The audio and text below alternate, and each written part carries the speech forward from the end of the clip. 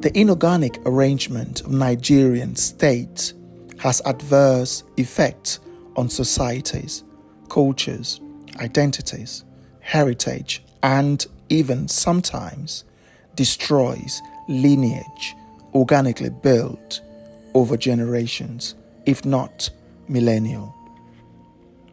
Cross River State, arguably Nigeria's safest, cleanest, and least dense, is the divide between West and Central Africa.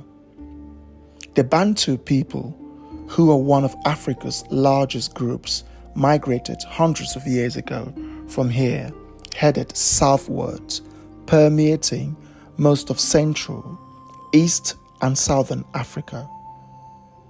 Central Africa at the time included the region of Cross River and pockets of Benue State. With a shoreline dashing into the Atlantic, the state is endowed with rainforest vegetation typical of West Central Africa.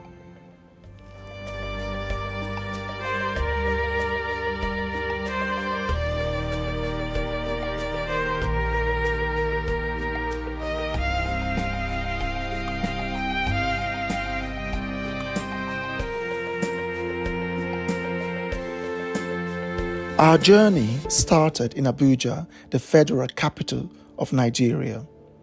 Our destination is Cross River State, precisely Yala local government area. Yala is the northeastern part of Cross River State, bordering Benue State. Our mission is to understand how you can have so many ethnicities living within proximity, yet have different languages and sometimes customs.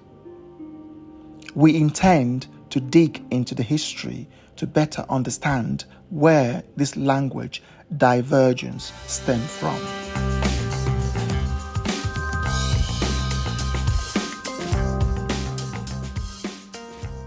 For over 2 hours of driving since we left Abuja, we kept seeing countless orchards of oranges, cashews, mangoes, and other fruits.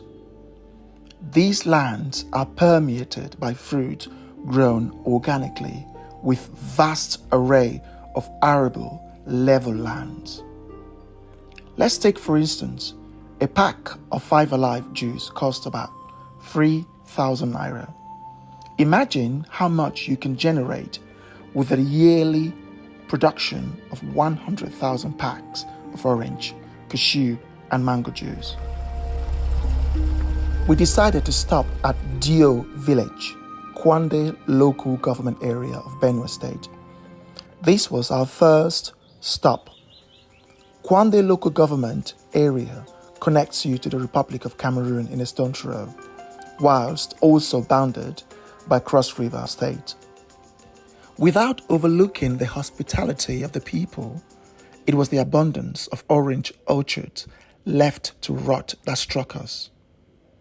Spain made almost 400 billion naira in 2022 from producing orange juice.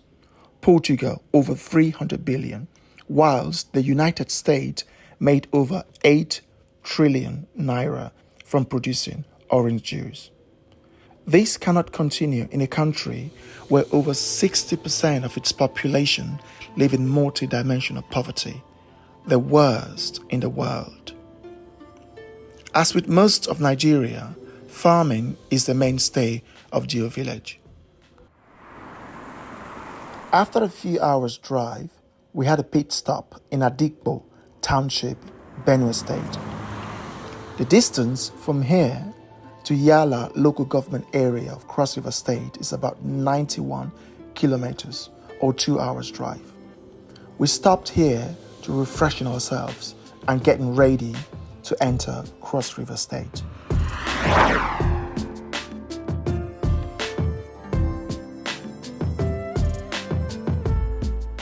Vandeikya, the last township and local government area before Cross River State. The name Vandeikya was derived from Kia, which means monkey, and Vandi, which means rock in the language of the Tiv people. Okay, this local government is a Vandeikya local government area, and those two monkeys and the rocks represent the name of the Vandeikya local government. That two monkeys represent Kya, and why the rock represent Vande. That's the meaning of Vandeikya. With its arable land, Vandeikya is a hub for agriculture, producing rice, sweet potatoes, cassava, sorghum, citrus, spices, pepper, groundnuts, and bambara nuts. Vandeikya has been a source of controversy between Cross River and Benue State, owing to its close proximity and creating a volatile cohabitation between bordering communities. If you are going southwards, you meet Gakem from Cross River, and if you are going northwards, you meet Obudu. Okay. Both towns are in Cross River states. Although sometimes there are crises, that is it.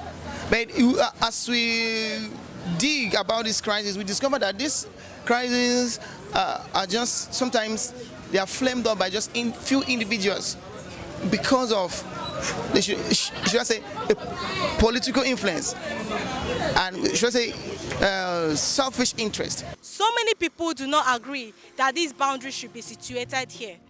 This has led to communal clashes in the past, with fatalities and loss of property recorded over time.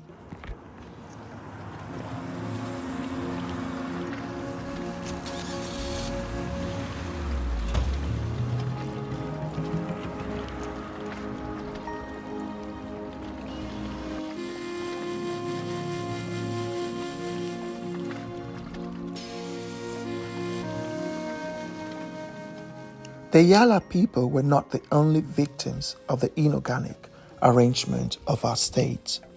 You will find this mismatch arrangement probably throughout the 36 states. The Yachi, Akpa, and Igede people all have mutual, intelligible languages. These ethnicities have lived together for centuries. Now they are separated by an invisible line denoted over 600 kilometers away in a place most of them have never been, Abuja.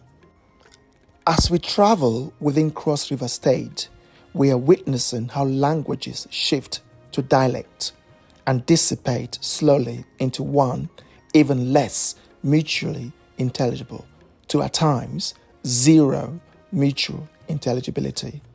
This is a natural phenomenon. As proximity deepens, so does the difference in culture, language, lifestyle, and all the rest. The connection between these ethnicities is what brought us here. For far too long, Nigerians have ignored our heritage, failing to see what is within our noses, undermining the beauty of our heritage, discarding the many factors binding us for the few that separate us. We want to show you that your next door ethnicity has a lot more in common with you than you can imagine. Ethnicity in Nigeria has become the thin line which cannot be crossed. Our political appointments all the way to the top are proportionate along those lines. It is the red line you cannot cross in Nigeria. Everyone walks on eggshells, straddling between ethnic equity and the reality of a modern, multi-ethnic nation. We are not exempt from that red line. Our choice of words was carefully given priority within our syntax, so they too did not cross that red line. Still in Yala local government area, the Echumoga people believe that they are Idomas, even though they find themselves in Cross River State, Yala local government area. They have never considered themselves indigenous to present-day Cross River State. I know that I'm from Idoma. Okay. But you know, Nigeria changing all these things. Now in Kosa. Till tomorrow, I'm from Idoma. Idoma is my brother. Me, I've been Idoma sister. ọjà ní àná àròbó rí dán màmá àròbó àbọ̀ wà lẹ̀ bọ́ pé àròbó àlẹ̀ bọ́ pé wá cháchácháchá àwọn ẹni tí o kà á lẹ̀ tó ọtẹ. We are from there. Okay. We cannot tell you we are not from there. We are from there. We do things like them. Yes. But the difference is very small. But now that some of us are thinking that since we are growing in this Cross River, we attend everything in Cross River. We a post of the election and other things like a councillor, a chairman, other things. We related with Cross River State, so we cannot divide ourselves to any state again. This Yala, we originated from Idoma language. My great grandfather told me. Yes. Talking from the up to the down now. Okay. They told me that I was from there, then I left that place on hunting down to this place. And because of salt, I refused coming back. That is to Benue State. I refuse coming from Yala here now to Benue State. Where is my own place? That is why you see me here now. Something is remarkable though. Even though they share no physical boundary with the Idomas, there is a 50 or more % language intelligibility, which can be evidence of their claim.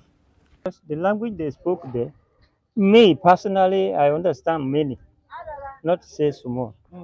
But when you speak good morning, they will say, Aenya. Are we talking the same? Aenya is good morning. Ongmaipu is my brother. So I believe we speak the same, but the difference is that two nations. Are you getting me now? Still in Yala local government area, the second most populated in Cross River State, as we leave the welcome to Cross River State behind, Yala local government area was our landlord and Echumoga village was our caretaker. That's to say, as we left Vandeikya in Benue State, we start in Echumoga village, which is our first in Cross River State. Nigeria is everything but inhospitable. The charm in the faces of every corner of Nigeria you visit is truly remarkable. People will go extra mile to put a smile on your face. This alone is enough to be proud to be Nigerian. You have won the trophy of hospitality. Going back to why we're here, we've come here to find the connection. Why are people living so close to each other yet have different languages and customs? As in most African societies, we are an oral tradition. The elders in this village did just that. They educated us about their heritage, their oral heritage, stretching back to the lineage to the Idoma ethnic group in Benue State. Folklore has it that in their migratory search for food by way of hunting, they stumbled on a discovery hardly common at the time: salt. They settled and occupied the area to profit from their newfound trophy. Over the years, the occupation of the Yala people transcended into farming. Very soon there will be rain. From the weather you can see. Over the years we study it and we know it.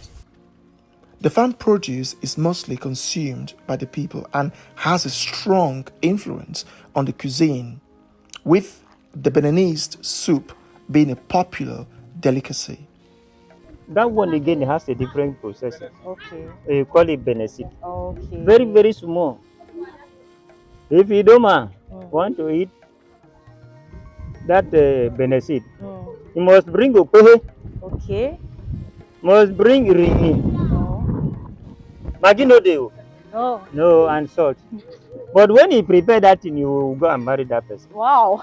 In time, we found Yala to be a melting pot of language and dialectal variation, with Yala, Yache, and Igede spoken amongst the people.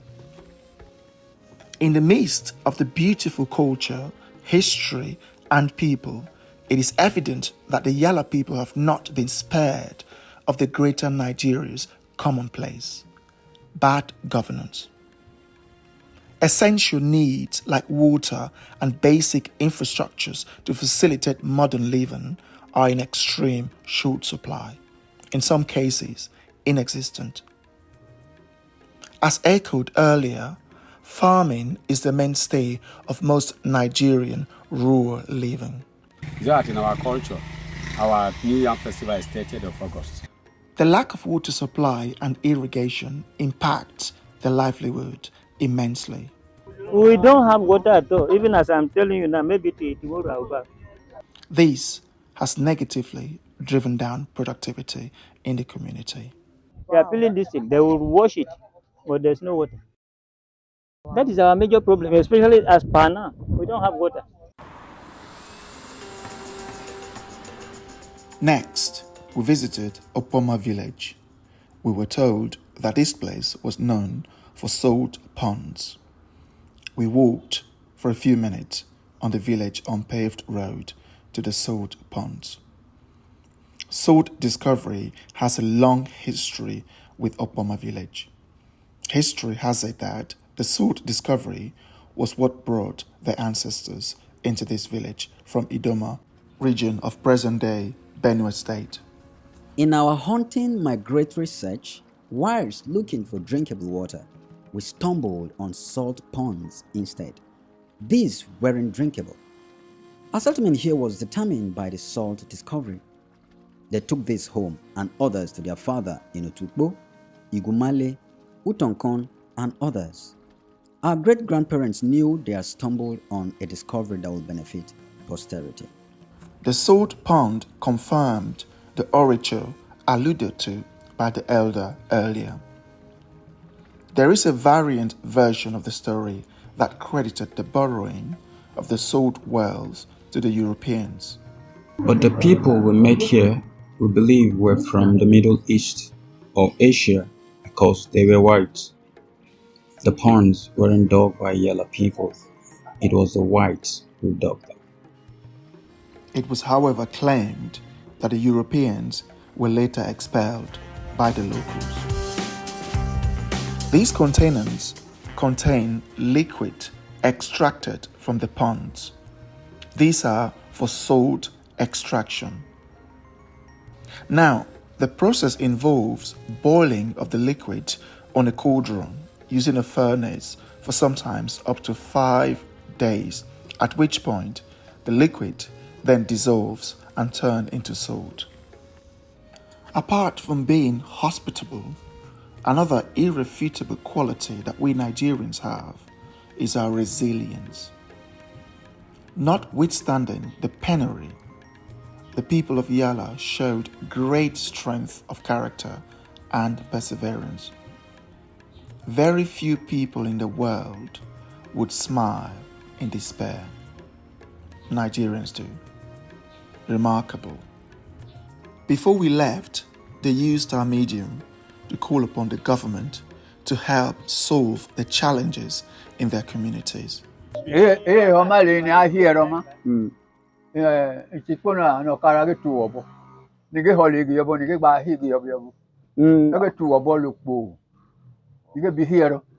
the road that you are coming.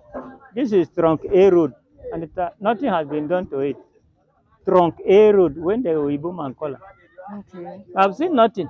When you think about all these things, what do you do? Should I come and vote you and you don't do nothing for me? In hindsight, Yala was an enlightening experience. We left with extreme admiration and appreciation.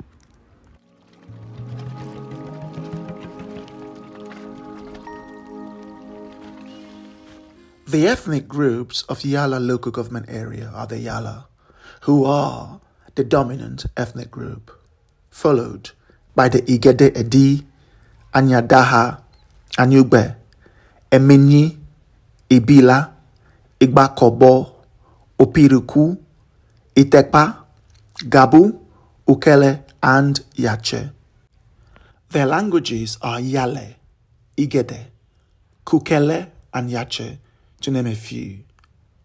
These languages are mutually intelligible. The connection is established.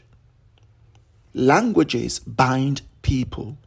Proximity through language is evidence of historical connection. It can sometimes infer a singular originator.